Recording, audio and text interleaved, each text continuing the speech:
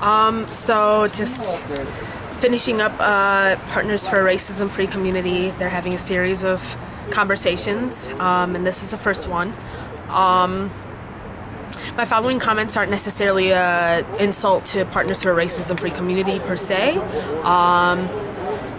but in general about how conversations about racism and stuff sort of break down and happen in the city. There's a lot of prefacing, there's a lot of assumptions where it's like assuming that the space is white. It's really catering to that space. It's like, oh, this is uncomfortable for you, this is awkward for you, this is something you don't know. So it's already an assumption that everyone in the space is white, everyone in the space is ignorant, everyone in the space is uncomfortable. So that's kind of a way that you're alienated first off. And then secondly, there isn't really a good system implemented to check a lot of people commenting in the space. Like the way I organize with a lot of people who understand, like, okay, if we're going to talk about marginalized communities, we should center marginalized people. So people with power and privilege should do very little talking and always esteem these narratives. So it's either spaces that are calibrated that way or people themselves know to check themselves.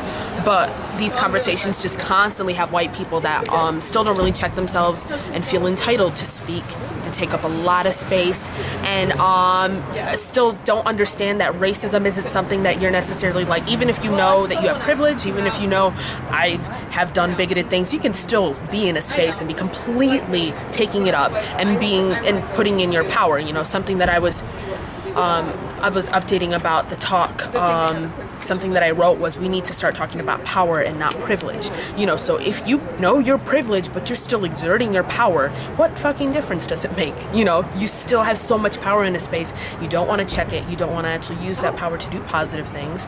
So you have a lot of people who want to feel good about themselves, who know the right words and terminology but don't actually want to shut up or don't actually want to back up their words.